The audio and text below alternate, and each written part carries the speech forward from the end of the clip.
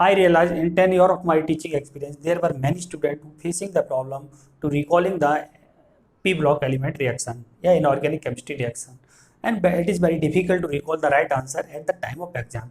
Here I will give you some short tricks, some techniques of P block element reaction so that you can easily remember most of the P block. Hello everyone, this is Atul Kumar. In this episode, I will discuss the short trick of nitrogen family reaction. तो start करते हैं short trick of nitrogen family reaction से। यहाँ पे मैं आपको 7 short tricks दूंगा। 7 short tricks के थ्रू आप सारी रिएक्शन को, almost all nitrogen family reaction को याद कर सकते हैं। तो ट्रिक नंबर 1 से स्टार्ट करते हैं। जैसे फॉर एग्जाम्पल लेते हैं, जैसे देखिए अमोनियम नाइट्राइड को अगर आपने हीट करना है, अमोनियम नाइट्राइड को अगर आपने हीट करना है, समझते हैं जरा। तो देखिए यहाँ पर N2 गैस भी बन सकती है, N2O भी बन सकती है और NO2 भी बन सकती है। हमें कैसे पता चलेगा कौन सी गैस इसमें से निकलेगी? क्योंकि जब एग्जाम में आपके पास ये 3 ऑप्शन होंगे वहां पर, तो उसमें बड़ा डिफिकल्ट होगा कि राइट आंसर कैसे चूज करें, है ना। तो यहाँ पर उन सब की बात होगी, उन सब के बारे में बात करेंगे, कैसे आप रिकॉल कर सकते हैं राइट आंसर को, और फिर उसका लॉजिक भी बताएंगे कि ये N2 बनेगी या यहाँ पर N2O या NO2 बनेगी, इसके बारे में बात करेंगे। तो पहली ट्रिक डिस्कस करते हैं, ट्रिक नंबर 1 पे बात कर रहे हैं। यहाँ पर हम देखेंगे अमोनियम आयन, अमोनियम सॉल्ट है, उसकी थर्मल स्टेबिलिटी के बारे में बात होगी। मतलब जब उसको हीट करेंगे, हमें पता है कोई चीज को हीट करते हैं डिकम्पोज हो जाती है, और डिकम्पोज होने के बाद उसमें कंपोनेंट आयंस कौन कौन से होंगे उसको हम देखने जा रहे हैं। तो ट्रिक नंबर 1 की बात करते हैं, thermal stability of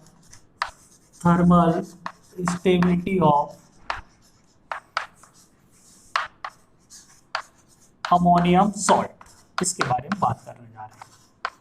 thermal stability of ammonium salt, इसके बारे में बात करने जा रहे हैं। तो देखिए यहाँ पर thermal stability of ammonium salt में जब हम देखेंगे तो हम 2 पार्ट में इसको डिवाइड करते हैं अमोनियम सॉल्ट की थर्मल स्टेबिलिटी को। अब जब अमोनियम NH4 प्लस है, एक स्ट्रॉन्ग ऑक्सीडाइजिंग एजेंट के साथ होगा और एक बार नॉन ऑक्सीडाइजिंग एजेंट के साथ होगा, तो वो किस तरह डिकम्पोज हो रहा है उसे देखते हैं। तो 2 पार्ट में ब्रेक कर लेते हैं। फर्स्ट पार्ट में, when NH4 plus ion ammonium ion with oxidizing anion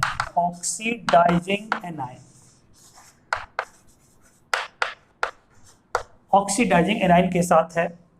oxidising anion कौन कौन से होते हैं? तो हमें पता है कि MnO4 ऑक्सीडाइजिंग एजेंट, तो MnO4 माइनस ऑक्सीडाइजिंग एनायन है। K2Cr2O7 है ना, एक स्ट्रॉन्ग ऑक्सीडाइजिंग एजेंट है, तो Cr2O7-2 है ना, ये ऑक्सीडाइजिंग एनायन है। तो NH4 plus is connected with oxidizing anion like MnO4 minus,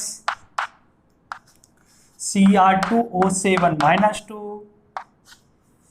ClO4 minus, IO3 minus, NO2 minus, and last one is NO3 minus।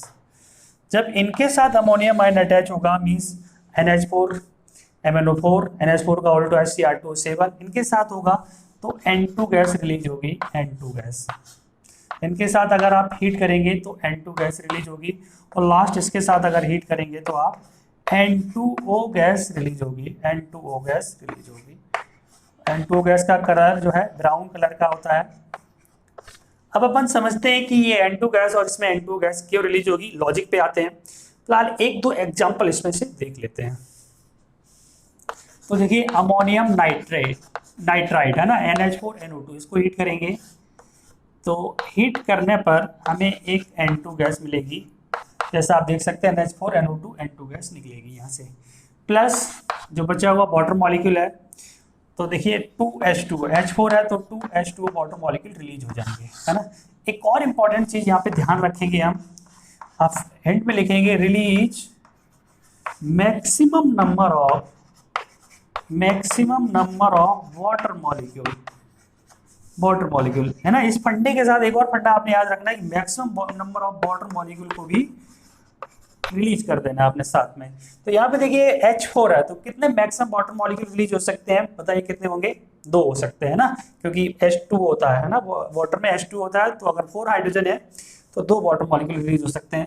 बाकी देखिए पूरा कंज्यूम हो चुका है, कुछ नहीं बचा, अगर कुछ बचा तो आगे हम लिख लेते हैं।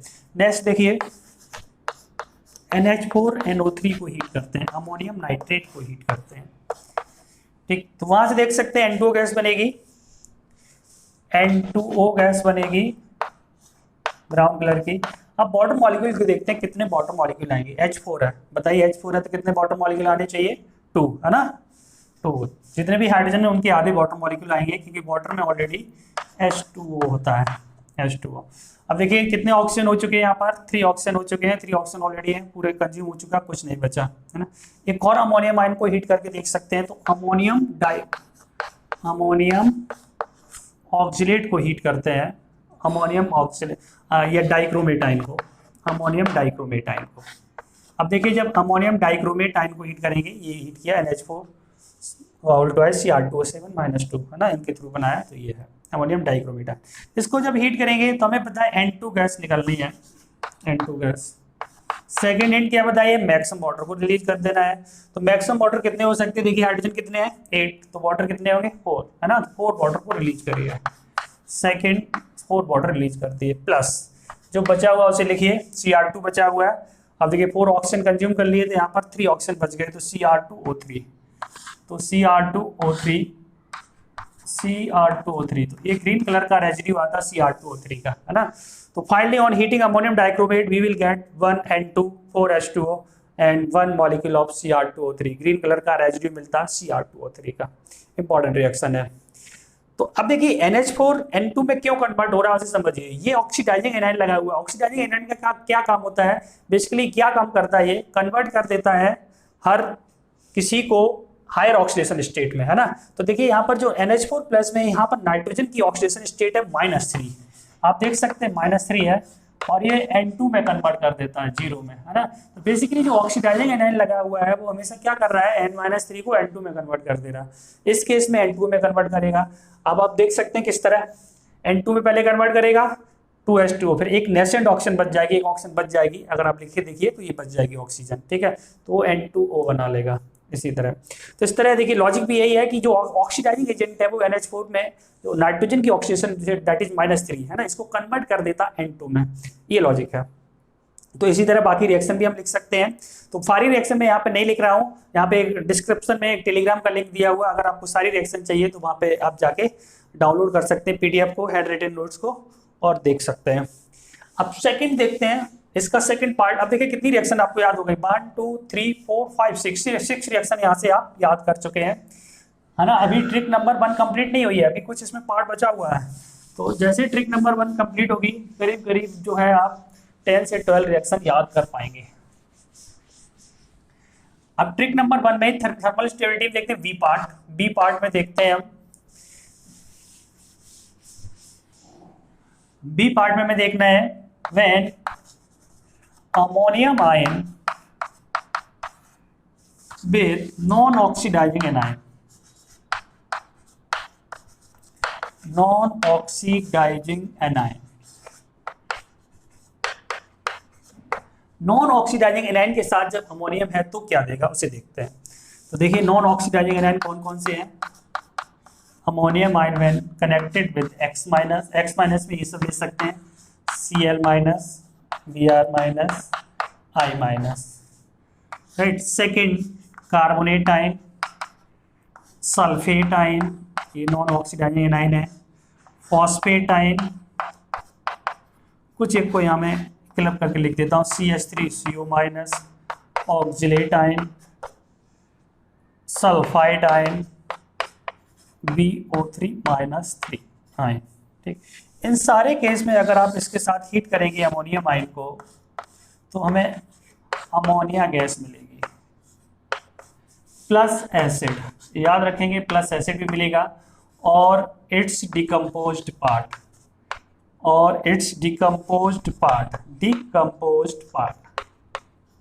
क्या मतलब है समझते हैं जरा, क्या मतलब है समझते हैं जरा। देखिए चलिए एक एग्जांपल लेते हैं, NH4 Cl है ना, यह ले लिया NH4Cl। जब आप इसको हीट करेंगे तो हमें पता अमोनिया गैस निकलनी है, बचा हुआ कॉपी करके आप लिख दो, तो क्या बच गया यहाँ पे, एक गैस बच गया Cl, HCl, राइट। तो इस तरह हम लिख सकते हैं रिएक्शन को, NH3 + HCl बना। एक और एग्जांपल लेते हैं, जैसे NH4 का होल ट्वाइस अमोनियम कार्बोनेट ले लिया, जो अमोनियम कार्बोनेट को आप हीट करेंगे तो देखिए अमोनिया निकलनी है, तो अमोनिया के 2 मॉलिक्यूल लिख लेंगे बिकॉज NH4 का ऑल ट्वाइस है, तो 2 मॉलिक्यूल ऑफ अमोनिया रिलीज हुए, बच गया देखिए यहाँ पर H2 बचा हुआ और ये कार्बोनेट आयन मिला के H2CO3 बना लेंगे, प्लस एसिड बनेगा। और लास्ट में हमने यहाँ पे लिखा है एसिड बनेगा और डिकम्पोज पार्ट भी बन सकता है, राइट ना। तो देखिए यहाँ पर डिकम्पोज पार्ट यही है, ये वीक एसिड है, ये फर्दर डिकम्पोज हो जाएगा वाटर प्लस CO2 में। वीक एसिड है, ये फर्दर डिकम्पोज हो जाएगा वाटर प्लस CO2 में।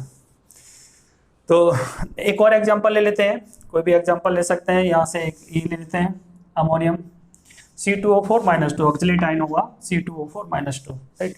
तो यहाँ पर ले लेते हैं ammonium oxalate, ammonium oxalate.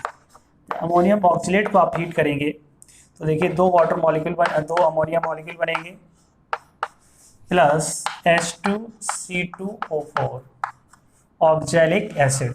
Oxalic acid को जब आप हीट करेंगे तो ये बनेगा H2O plus CO plus CO2, है ना। ऑक्जेलिक एसिड एक वीक एसिड, तो वहीं पे लिखा हुआ एसिड और इट डिकम्पोज। अगर ये स्ट्रॉन्ग एसिड तो वैसे ही रखा रहेगा, अगर वीक एसिड है तो ये फर्दर डिकम्पोज हो सकता है।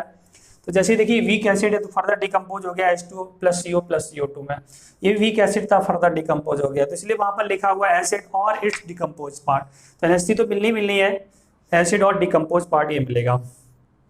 इसका हीटिंग इफेक्ट मैं थोड़ा सा डिस्कस कर देता हूँ। याद देखिए ऑक्जेलिक एसिड का ये फॉर्मूला कैसे याद रखेंगे इसके हीटिंग इफेक्ट को, ऑक्जेलिक एसिड के हीटिंग इफेक्ट को।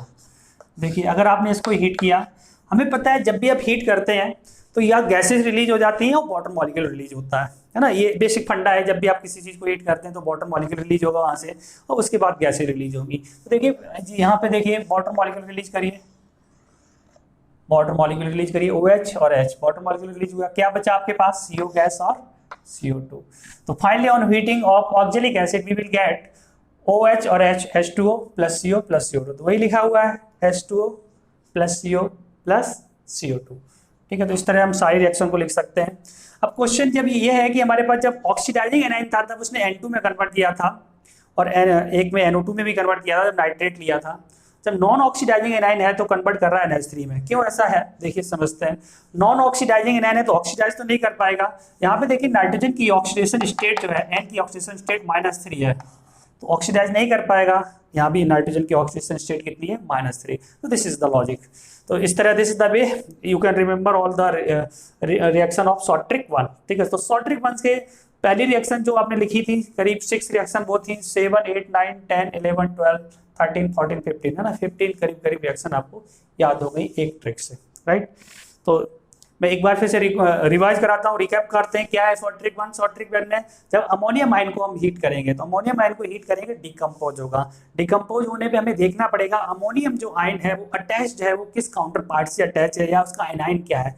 ऑक्सीडाइजिंग एनाइन है तो N2 और N2O में कन्वर्ट कर सकता है। अगर नॉन ऑक्सीडाइजिंग एनाइन है, ये आपने याद रखने हैं, तो वो कन्वर्ट करेगा अमोनिया में, है ना, प्लस एसिड और इस डिकम्पोज पार्ट। तो इस ट्रिक नंबर 1 के थ्रू करीब करीब हमने 17 रिएक्शन याद कर लिए हैं, 70 रिएक्शन याद कर लिए हैं। अब हम ट्रिक नंबर 2 पे बात करते हैं, ट्रिक नंबर 2 की बात करते हैं। तो नेक्स्ट इंपॉर्टेंट ट्रिक नंबर 2, बहुत बहुत important trick number 2, again important, heating of metal nitrate. Metal nitrate, heating of metal nitrate. Metal nitrate को हीट करेंगे, जनरल फंडा है वो आपने याद रखना है। मेटल ऑक्साइड बनेगा plus NO2, brown colour gas बनेगी प्लस O2, NO2, है ना, NO2 प्लस O2 ये बनेगा। तो इस फंडे को आपने याद रखना है, एज ए रूल याद रखना है। मेटल नाइट्रेट को हीट करते हैं तो हमें metal oxide plus NO2 plus O2 मिलता है, लेकिन इसमें बहुत सारे एक्सेप्शंस भी हैं। कौन कौन से एक्सेप्शंस हैं उसे देखेंगे। एक्सेप्ट, तो यहाँ पे लिख देते हैं एक्सेप्ट।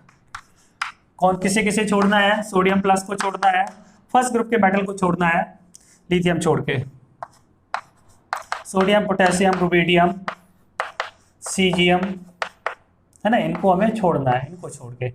मतलब इनके जब मेटल नाइट्रेट को हीट करेंगे तो क्या मिलेगा उसको देखते हैं। लेकिन नॉर्मली किसी मेटल नाइट्रेट को हीट करेंगे तो metal oxide plus NO2 plus O2 as a rule आपने याद रखना है, एक्सेप्ट दिस वन। अब देखते हैं इनको अगर हीट करेंगे तो क्या मिलेगा। एक काम करते हैं, इनको और ये वाले मेटल्स है ना, इनको समझने के लिए एक चीज समझते हैं। देखिए ग्रुप 1 में जो मेटल्स हैं, ग्रुप 1 में ग्रुप 1 के मेटल लिखे हुए हैं वो बिग साइज के होंगे। अब ग्रुप 1 से इधर चलते जाएंगे तो ये इनका साइज डिक्रीज कर जाएगा, है ना। तो हम दो कैटेगरी में इनको डिवाइड कर लेते हैं, एक बिग साइज मेटल और एक स्मॉल साइज मेटल, है ना। तो देखिए यहाँ पे लिखते हैं स्मॉल साइज मेटल, जो ये वाला फंडा फॉलो करेंगे, small size metal, small size metal, right. अब हम देखते हैं big size metal, big size metal.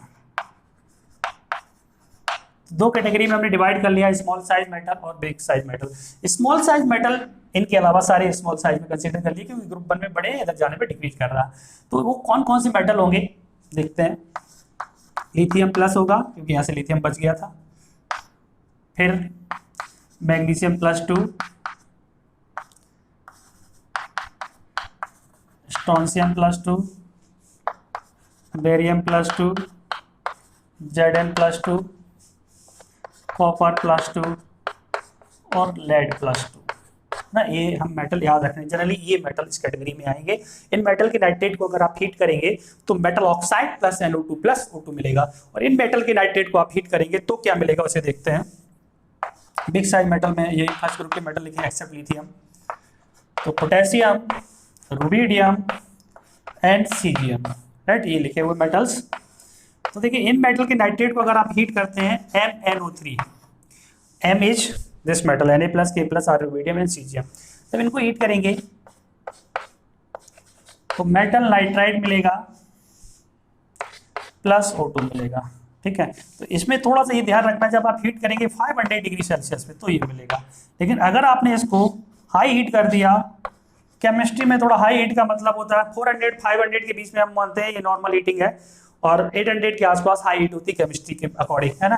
तो ये जो है अगर इस मेटल नाइट्रेट को अगर आप हीट करेंगे तो देखिए क्या होता है 800 पे, समझते हैं। ये बनाएगा पहले मेटल नाइट्राइड प्लस O2, लेकिन ये फर्दर डिकम्पोज हो जाएगा ऑक्साइड प्लस N2 में, ये ऑक्साइड प्लस N2 में।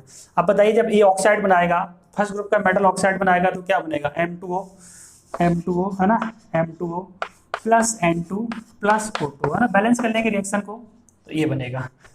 तो याद रखेंगे अगर इसे 800 पे हीट करेंगे तो M2O plus N2 plus O2 मिलेगा। अब इसी को याद रखिए ओनली, है ना, मेटल नाइट्राइड बनेगा प्लस O2, ये फर्दर डिकम्पोज हो जाएगा मेटल ऑक्साइड प्लस N2 में, ठीक। तो याद हो गया हमें ये।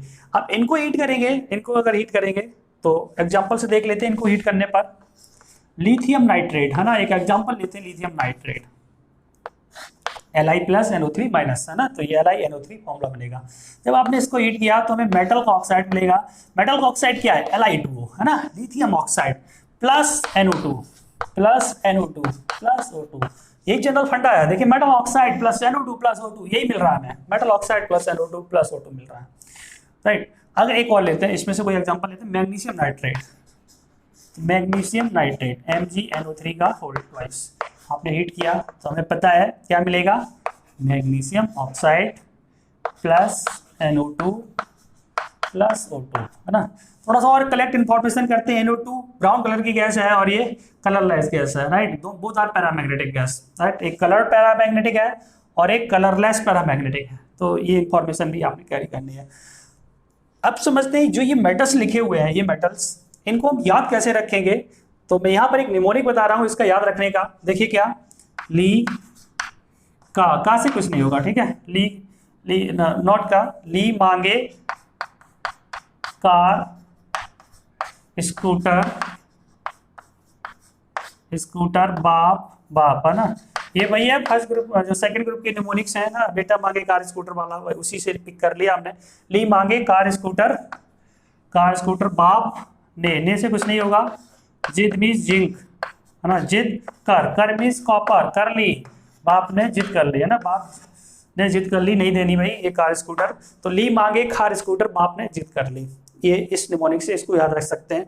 तो ये स्मॉल साइज कैटेगरी मेटल हैं, इनको हीट करेंगे तो metal oxide NO2 plus O2 मिलेगा, और इनको हीट करेंगे तो मेटल नाइट्राइड प्लस O2 मिलेगा, और हाई हीट कर दिया तो M2O metal oxide plus M2 plus O2 मिलेगा, राइट। तो एक एग्जांपल लेते हैं NaNO3। अब देखिए हमें पता चल गया कि ये फर्स्ट ग्रुप मेटल है, बिग साइज मेटल है, इस कैटेगरी में आ रहा है। तो अगर इसे कंडीशनल है, अगर 500 डिग्री पे हीट करेंगे इसको, डिग्री सेल्सियस पे, तो NaNO2 मिलेगा प्लस O2 मिलेगा, इसे याद रखेंगे। और अगर इसको हमने हीट कर दिया 800 डिग्री सेल्सियस पे, 800 डिग्री सेल्सियस पे, तो हमें मिलेगा M2O, अब नाइट्रोजन है, सॉरी सोडियम है, तो Na2O कर लो, Na2O plus N2 plus O2। Reaction को बैलेंस कर ले सकते हैं, इसमें बहुत बड़ा इशू नहीं है, बैलेंस हो जाएगी आराम से। तो ये फंडा हम याद रखेंगे। तो ट्रिक नंबर 2 हमने याद कर ली। देखिए 17 करीब 15 मास रिएक्शन याद कर ली थी, और इतनी सारी देखिए 17, 18, 19, 20, 21, 22, 23, 24, 25, 26, 27, 28 रिएक्शन आपने याद कर लिए हैं 2 ट्रिक से। 2 रिएक्शन और बता रहा हूँ, 30 करवा रहा हूँ पूरी। ट्रिक नंबर 2 तक 30 रिएक्शन आपको याद हो जाएंगी। 2 रिएक्शन कौन सी है उसे देखिए। ट्रिक नंबर 2 के अंदर अगर कोई हैवी मेटल नाइट्रेट है, तो उस केस में क्या मिलेगा। हैवी मेटल नाइट्रेट का मतलब जैसे सिल्वर का नाइट्रेट और मरकरी का नाइट्रेट है, तो उसको देख लेते हैं। हैवी मेटल नाइट्रेट वाले केस में क्या मिलेगा आपको, तो इनको देख लेते हैं। हैवी मेटल नाइट्रेट AgNO3, अगर आपने AgNO3 को हीट किया, सिल्वर नाइट्रेट है ना, सिल्वर नाइट्रेट को अगर आपने हीट किया तो सिल्वर का ऑक्साइड मिलेगा। फंडा वही है, जब मेटल नाइट्रेट को हीट करेंगे metal oxide plus NO2 plus O2 मिलेगा, ये जनरल ये रूल है। तो Ag2O है ना, सिल्वर की वैलेंसी +1 है, तो Ag2O plus NO2 plus O2 ये मिलेगा हमें, राइट। हमें पता है silver oxide is weak oxide है, अनस्टेबल ऑक्साइड है, तो ये फर्दर ब्रेक हो जाएगा Ag प्लस O2 में। तो फाइनली आपको क्या मिलेगा, AgNO2 और O2 मिला के अगेन प्लस O2 है ना। तो finally on heating on silver nitrate we will get silver plus NO2 plus O2, याद रखेंगे, ठीक।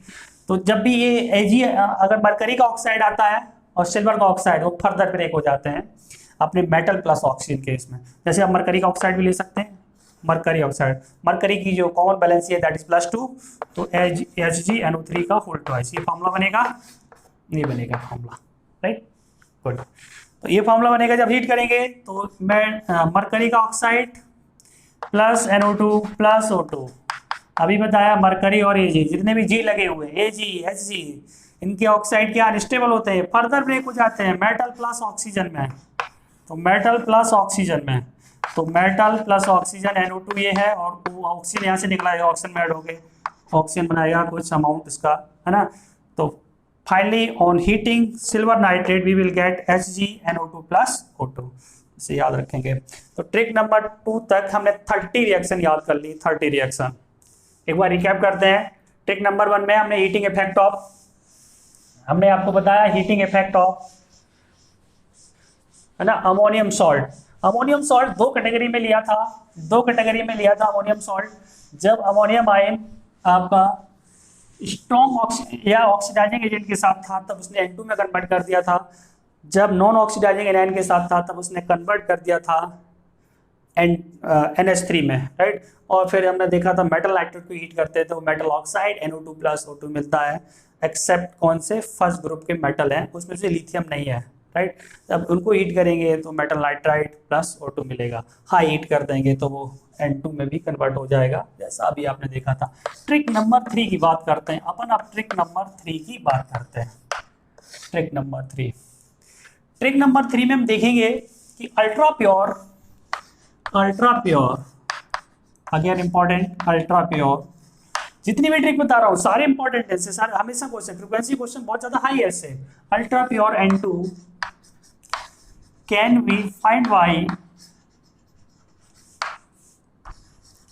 find out by heating of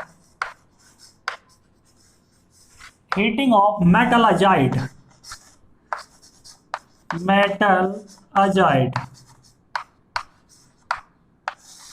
right. Heating of metal azide को अगर हीट करेंगे तो अल्ट्रा प्योर N2 हमें मिलेगा। देखते हैं मेटल अजाइड कौन से हैं। देखिए नाइट्राइड का फॉर्मूला है N-3, सिंपली अजाइड का फॉर्मूला है N3-। This formula of azide, तो इससे हम कोई भी मेटल अजाइड लिख सकते हैं। अगर हमने सोडियम अजाइड लिखना है ना, तो क्या बनेगा Na प्लस N3-, तो NaN3। तो formula of sodium azide is NaN3। जब आप इसको हीट करेंगे तो सोडियम मिलेगा प्लस N2 मिलेगा, बैलेंस कर लेंगे, राइट। सोडियम मिलेगा और N2 मिलेगा, आराम से आसान है बैलेंस करना, 3/2 N2 लगाइए, 2 से मल्टीप्लाई करिए, बैलेंस हो जाएगी ये। अब बेरियम अजाइड लेते हैं। बेरियम अजाइड का फॉर्मूला क्या बनेगा भाई, बेरियम क्या होता है +2, अजाइड क्या है N3 माइनस, है ना, तो क्या बन जाएगा बेरियम N3 का होल ट्वाइस, तो ये है फॉर्मूला ऑफ बेरियम अजाइड। जब आपने इसको हीट किया तो मेटल मिलेगा बेरियम प्लस N2, तो ये जनरल रूल है, मेटल अजाइड को हीट करते हैं तो मेटल प्लस N2 मिलता है, मेटल अजाइड को हीट करते हैं तो ये आप रूल याद रखेंगे, मेटल प्लस N2 मिलेगा, एज ए रूल भी याद रख सकते हैं। On heating of metal azide we will get metal plus N2। तो एनसीईआरटी में दो ही रिएक्शन है, तो आपने यही दो ही रिएक्शन याद रखनी है, इसी के इर्द गिर्द हमेशा क्वेश्चन आएगा। अब अपन ट्रिक नंबर 4 की बात करते हैं, तो 32 रिएक्शन आपको याद हो गई, 32 trick number 3। Trick number 4 again very important trick है ना, reaction of HNO3। Trick number 4 की बात करते हैं, बहुत important trick, trick number 4 that is reaction of HNO3। Trick number 4 बहुत ही इंपॉर्टेंट ट्रिक है, इसमें हम HNO3 के साथ रिएक्शन देखेंगे, बहुत बहुत इंपॉर्टेंट है, इसकी फ्रीक्वेंसी बहुत ज़्यादा है क्वेश्चन के आने की, नीट और जेईई दोनों में ही। तो रिएक्शन ऑफ HNO3 के बारे में बात करते हैं, तो सबसे पहले देखते हैं डाइल्यूट HNO3 के साथ किस तरह रिएक्शन करेगा। तो डाइल्यूट HNO3 की रिएक्शन को हमने 3 कैटेगरी में डिवाइड किया। एक नोबल मेटल, नोबल मेटल मतलब AuPt है ना, ये कॉस्टली मेटल है जिनसे ज्वेलरी बनती है, AuPt, इरिडियम एंड रोडियम, इनकी HNO3 के साथ रिएक्शन कराएंगे तो डू नॉट रिएक्ट, ये रिएक्ट नहीं करेंगे, नोबल मेटल रिएक्ट नहीं करते हैं। सेकंड लेस रिएक्टिव मेटल्स को देखते हैं, लेस रिएक्टिव मेटल्स। तो लेस रिएक्टिव मेटल्स HNO3 के साथ रिएक्शन करके NO प्लस मेटल नाइट्रेट देंगे। लेस रिएक्टिव मेटल्स कौन कौन से हैं, तो PbAg, कॉपर, Hg है ना, तो इनका हमने निमोनिक से आप याद रख सकते हैं, प्रॉब्लम आगे क्यों होगी, प्रॉब्लम आगे क्यों होगी, भाई आपको सारी चीजें बता दी जा रही, सारे निमोनिक्स, तो प्रॉब्लम होगी क्यों, प्रॉब्लम आगे क्यों होगी, तो NO प्लस मेटल नाइट्रेट बनेगा। रिएक्टिव मेटल FeHZn, ये डाइल्यूट HNO3 के साथ रिएक्शन करके N2 गैस देंगे, brown colour, plus metal nitrate देंगे, ये आपने याद रखना है। लास्ट में हमें याद रखना है, अगर इनकी वेरी डाइल्यूट के साथ रिएक्शन कराएंगे, है ना, ये क्वेश्चन पूछा गया जेईई और नीट में, वेरी डाइल्यूट के साथ रिएक्शन कराएंगे, तो वेरी डाइल्यूट का एक ही केस लेते हैं, ये वाला, वेरी डाइल्यूट के साथ रिएक्शन कराएंगे तो अमोनियम नाइट्रेट मिलेगा, है ना, ammonium nitrate plus metal nitrate, इसको आपने स्पेशली याद रखना है, अमोनियम नाइट्रेट मिलेगा। अब हम सेकंड पॉइंट की बात करते हैं, सेकंड पॉइंट की बात करते हैं, मेटल की रिएक्शन अगर अपन HNO3 रिएक्शन के साथ कराएंगे कंसंट्रेट के साथ, कंसंट्रेट के साथ, तो हमें मिलेगा NO2 plus metal nitrate, plus metal nitrate, plus metal nitrate, इसे याद रखेंगे, plus metal nitrate, NO2 brown colour plus metal nitrate. और ये मेटल होंगे कौन से, तो आपने क्या करना है, दोनों मेटल को मिला के लिख देना, ये सारे मेटल्स होंगे, है ना। तो प्रॉब्लम आगे क्यों होगी और FeZn, इनकी रिएक्शन अगर आप कराते हैं कंसंट्रेट HNO3 के साथ तो NO2 प्लस मेटल नाइट्रेट मिलेगा। अब देखते हैं थर्ड पॉइंट, कुछ ऐसे मेटल्स भी हैं इनमें से जो H2 गैस को रिलीज करेंगे, हाइड्रोजन गैस को रिलीज करेंगे, उन्हें देखते हैं। तो थर्ड पॉइंट की बात करते हैं, अभी हमने दो बात करनी, डाइल्यूट HNO3 के साथ कैसे रिएक्शन होगी, और अब हम देखते हैं कंसंट्रेट के साथ देख ली। अब थर्ड पॉइंट में देखते हैं कौन से ऐसे मेटल्स हैं जो हाइड्रोजन गैस को रिलीज कर सकते हैं। तो थर्ड पॉइंट देखिए, Mg and Mn react with dilute HNO3, react with dilute HNO3, release hydrogen gas, release hydrogen gas plus metal nitrate, plus metal nitrate, है ना। थर्ड पॉइंट को आपने याद रखना, प्लस मेटल नाइट्रेट। देखिए जैसे आपने मैग्नीशियम की रिएक्शन अगर HNO3 के साथ कराई, HNO3 डाइल्यूट, है ना, तो ये क्या मिलेगा, हाइड्रोजन गैस को रिलीज करेगा, plus magnesium nitrate MgNO3, magnesium nitrate, है ना। ये हम इलेक्ट्रोकेमिकल सीरीज से भी जानते हैं ना, metal above in the hydrogen can react with dilute acid form release hydrogen gas, है, तो उसी से हम इस फंडे से बता सकते हैं, तो ये हाइड्रोजन गैस को रिलीज करेगा। फोर्थ और important point, some metals passive with concentrate HNO3, बहुत इंपॉर्टेंट पॉइंट, बहुत इंपॉर्टेंट पॉइंट। देखिए क्या मतलब है, पैसिव और डू नॉट रिएक्ट, इन दोनों में एक डिफरेंस है ना। डू नॉट रिएक्ट का मतलब वो रिएक्ट ही नहीं करेगा, पैसिव का मतलब कभी वो एक्टिव भी था, है ना। तो पैसिव अभी है, मतलब वो क्या होगा, जैसे एल्युमिनियम है, एल्युमिनियम की आप डाइल्यूट HNO3 के साथ रिएक्शन कराएंगे तो वो क्या करता है कि एक प्रोटेक्टिव ऑक्साइड लेयर फॉर्म कर लेता है। तो मेटल जब एक्सपोज नहीं होगा तो कंसंट्रेट HNO3 रिएक्ट नहीं कर पाएगा। तो कुछ ऐसे मेटल्स हैं जो एक protective layer of oxide form कर लेते हैं जिसकी वजह से वो रिएक्ट नहीं कर पाते हैं। तो some metals passive with concentrate HNO3 कौन कौन से देखिए, Fe, cobalt, nickel, Cr, Al, है ना। तो ये क्या करते हैं, because they form protective oxide layer,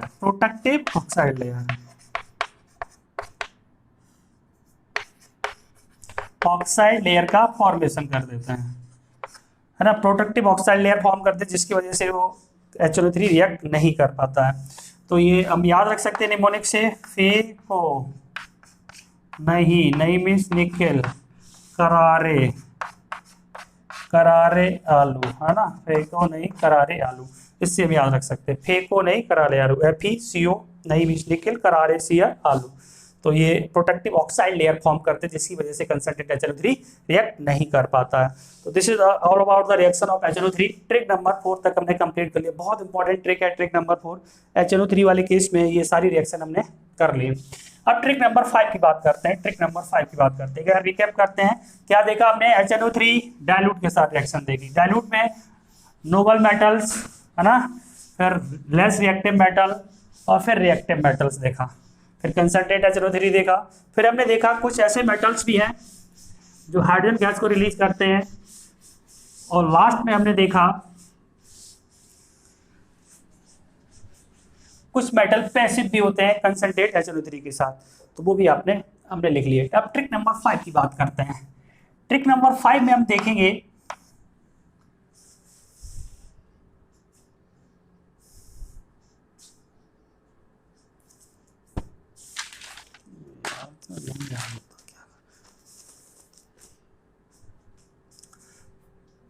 trick number 5 में हम ट्रिक नंबर 5 की बात करते हैं। तो ट्रिक नंबर 5 में देखेंगे non metals and metalloids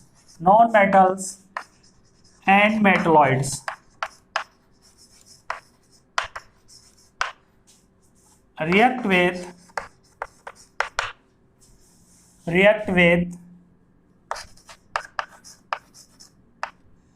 concentrate HNO3 form oxo acid of maximum oxidation state,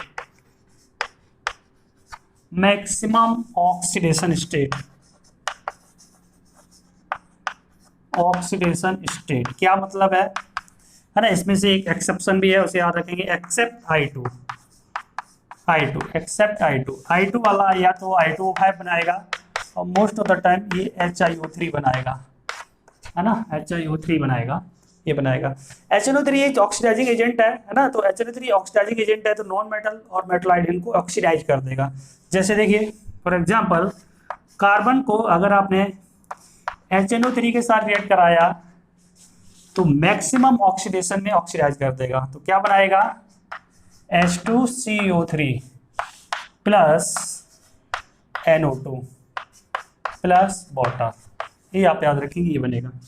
sulphur के साथ रिएक्शन कराएंगे HNO3 के साथ, तो ये बनाएगा आपके पास सल्फर का हाईएस्ट ऑक्सो एसिड क्या होगा, हाईएस्ट ऑक्सीडेशन स्टेट का, मैक्सिमम ऑक्सीडेशन स्टेट का, that is H2SO4 plus NO2 बनेगा प्लस वाटर बनेगा, याद रखेंगे।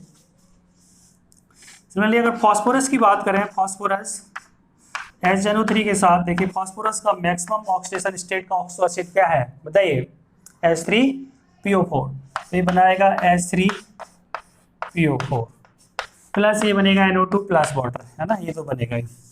तो आपका एंड मिल गई, NO2 वाटर मिलता है प्लस मैक्सिमम ऑक्सीडेशन स्टेट का ऑक्सो एसिड मिलता है। फास्फोरस आर्सेनिक HNO3 के साथ रिएक्शन कराएंगे, फॉस्फोरस आर्सेनिक एक ही फैमिली के मेंबर हैं, इसी तरह का ऑक्सो एसिड बनेगा H3AsO4 plus NO2 plus water. बड़ा आसान हो गया याद करना अब तो।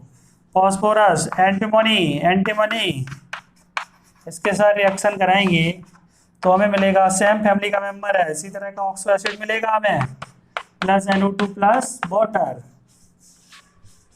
तो इस तरह हम रिएक्शन को लिख सकते हैं। ये मेटलॉइड है आर्सेनिक एंटीमनी, तो मेटलॉइड भी मैक्सिमम ऑक्सीडेशन स्टेट में कन्वर्ट करता है, लेकिन हमने वहां पे लिखा हुआ है I2 नहीं करेगा ऐसा, है ना। तो I2 की रिएक्शन कराएंगे अगर HNO3 के साथ तो ये HiO3 बनाता है, HiO3 बनाएगा प्लस NO2 प्लस H2, ये तो बनाएगा ही, है ना। तो ये हमें पता है ये I की ऑक्सीडेशन स्टेट कितनी होगी, मैक्सिमम HiO4 बनेगा दैट इज 7। I की मैक्सिमम ऑक्सीडेशन स्टेट 7 होती है, लेकिन यहाँ पर देखिए +5 का ऑक्सो एसिड बना हुआ है, तो ये आपने याद रखना है, ये एक्सेप्शन है, इसे याद रखना। कोई भी एक रिएक्शन इसमें से लिख के देख लेते हैं, मान लो सल्फर वाली रिएक्शन लिख के देखते हैं। एसिड प्लस सल्फर का जो रोम्बिक फॉर्म है एसिड प्लस HNO3, अपन एक बैलेंस करके रिएक्शन को दिखाते हैं, ठीक है। बनेगा H2SO4 plus NO2 plus O2। इसको बैलेंस करके दिखाते हैं, आपको इस रिएक्शन को बैलेंस करके दिखाते हैं। देखिए किस तरह एन फैक्टर से बैलेंस कर सकते हैं जल्दी से। देखिए यहाँ से यहाँ तक का एन फैक्टर चेक करिए कितना आ रहा।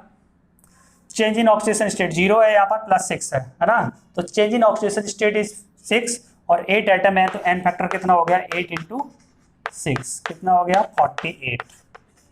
सिमिलरली यहाँ से यहाँ तक का देखते हैं, यहाँ पर एन की ऑक्सीडेशन स्टेट +5 है, यहाँ पर कितनी है +4, तो यहाँ पर एन फैक्टर कितना आ रहा है आपके पास 1, है ना। ये एन फैक्टर कितना आ रहा है यहाँ पर 1, एन फैक्टर आ रहा है यहाँ पर 1। एन फैक्टर अगर यहाँ पे 1 आ रहा है तो क्रॉस मल्टीप्लाई कर दो, है ना। तो 48 इधर मल्टीप्लाई होगा, ये वाला एन फैक्टर इसमें मल्टीप्लाई होगा, ये वाला यहाँ पे मल्टीप्लाई होगा, तो यहाँ पर तो 1 आएगा 1 × एसिड प्लस 48 HNO3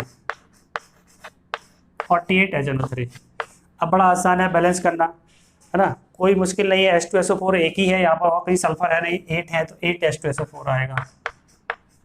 बाकी अपने आप ये बैलेंस हो जाएगा, बस आपने एन फैक्टर को क्रॉस मल्टीप्लाई कर देना है। NO2 देखिए, NO2 यहाँ पर एक ही जगह N है और ये 48 NO2 तो आएंगे, है ना। तो प्लस 48 NO2 बैलेंस हो गई रिएक्शन, राइट। प्लस O2 नहीं, ये H2 आएगा, H2O, है ना, नॉट O2 H2O। अब H2O कितने आएंगे, देखिए आपने यहाँ पर 16 H यूज कर लिए, आप कितने बचे यहाँ पे 32 में 16 वाटर बनेंगे, है ना। तो ये बैलेंस होकर रिएक्शन आ गई। क्रॉस मल्टीप्लाई कर देना है, किसी भी रिएक्शन को आप बैलेंस कर सकते हैं थ्रू एन फैक्टर। तो ये आपके पास ट्रिक नंबर 5 थी। ट्रिक नंबर 5 में हमने देखा non metal and metalloid react with concentrate HNO3 form oxo acid of maximum oxidation state except I2, है ना। तो ये लिखी हुई रिएक्शन। अब ट्रिक नंबर 6 की बात करते हैं अपन। ट्रिक नंबर 6 की बात करते हैं, इंपॉर्टेंट ट्रिक नंबर 6। चलिए ट्रिक नंबर 6 की बात करते हैं।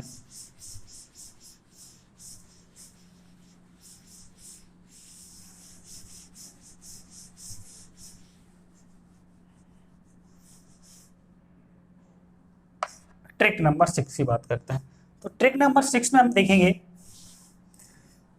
कि कोई भी अमोनियम का सॉल्ट है, एनी अमोनियम सॉल्ट, ध्यान से देखिए, any ammonium salt NH4 plus salt strong base के साथ रिएक्ट कराएंगे। ध्यान से देखिए, स्ट्रॉन्ग बेस के साथ रिएक्ट कराएंगे तो हमें मिलेगा, स्ट्रॉन्ग बेस के साथ रिएक्ट कराएंगे तो हमें मिलेगा ammonia gas plus metallic salt, ammonia gas plus metallic salt, ammonia gas plus metallic salt.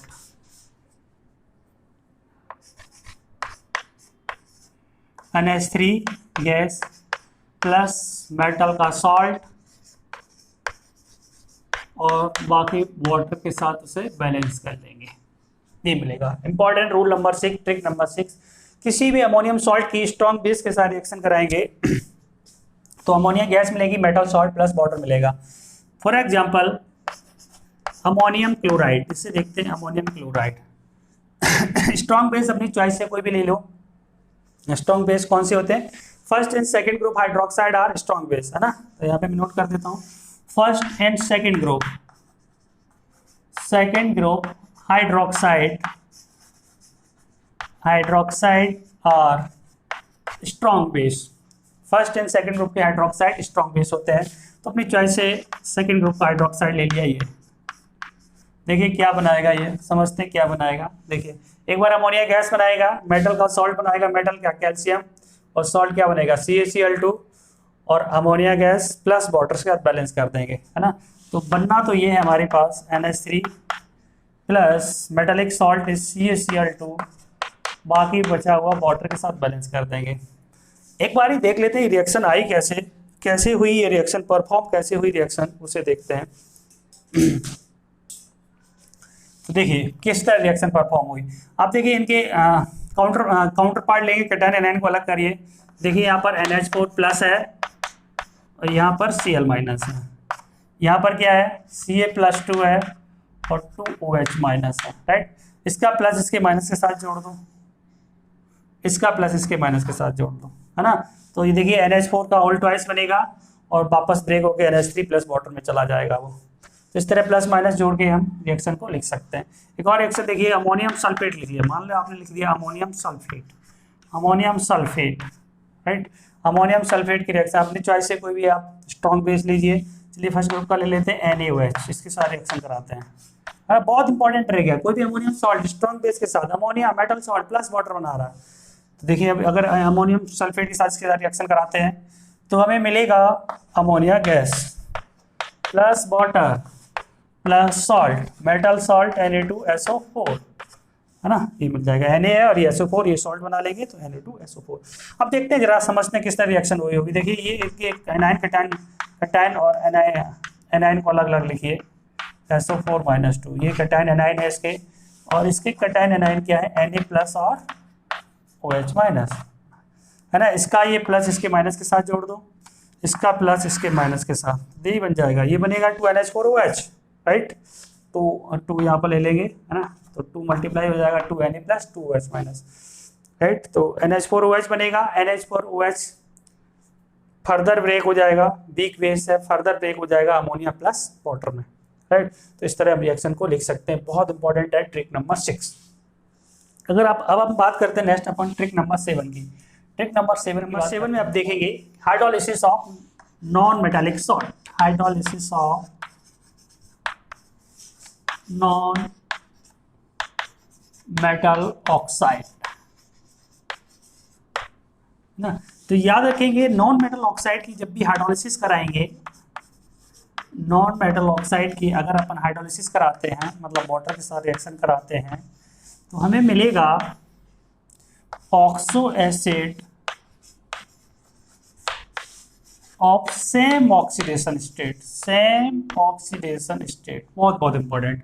Non metal oxide की अगर हाइड्रोलिसिस कराते हैं तो oxo acid of same oxidation state, मतलब जो नॉन मेटल ऑक्साइड होगा जिस भी ऑक्सीडेशन स्टेट में, उसी सेम ऑक्सीडेशन स्टेट का ऑक्सो एसिड मिलेगा।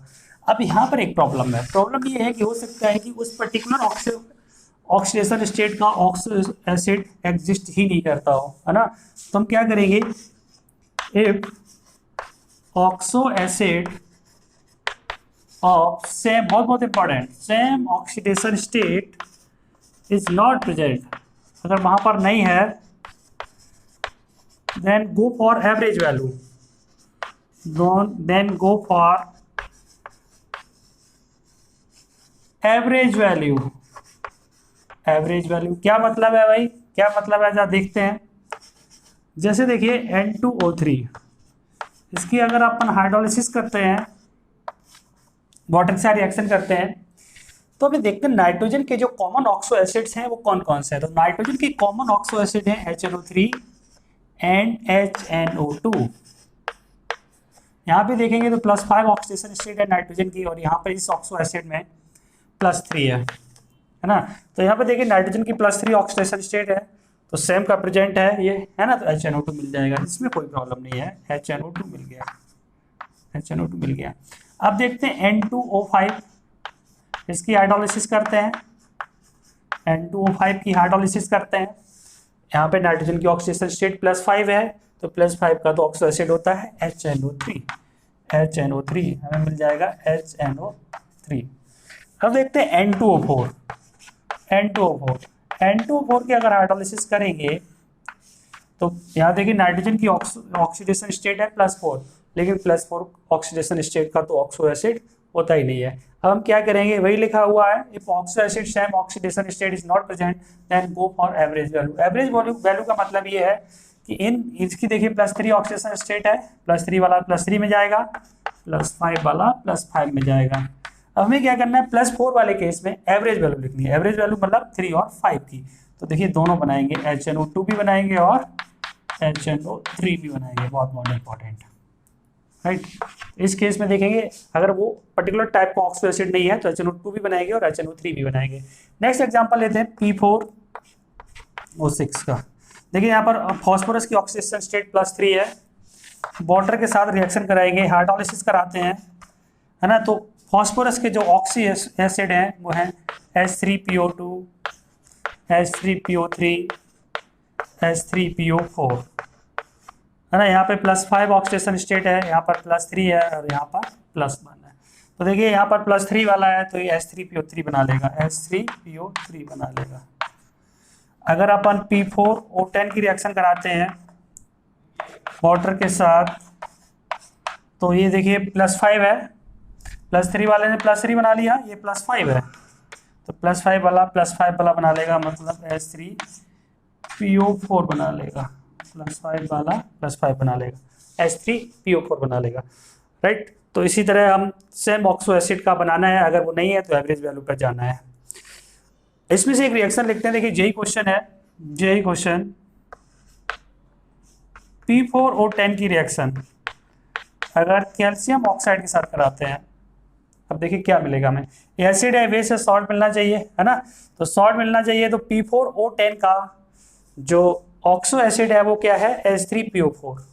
तो H3PO4 ऑक्सो एसिड है तो ये कैल्शियम फॉस्फेट में कन्वर्ट हो जाएगा, Ca3PO4 का होल ट्वाइस।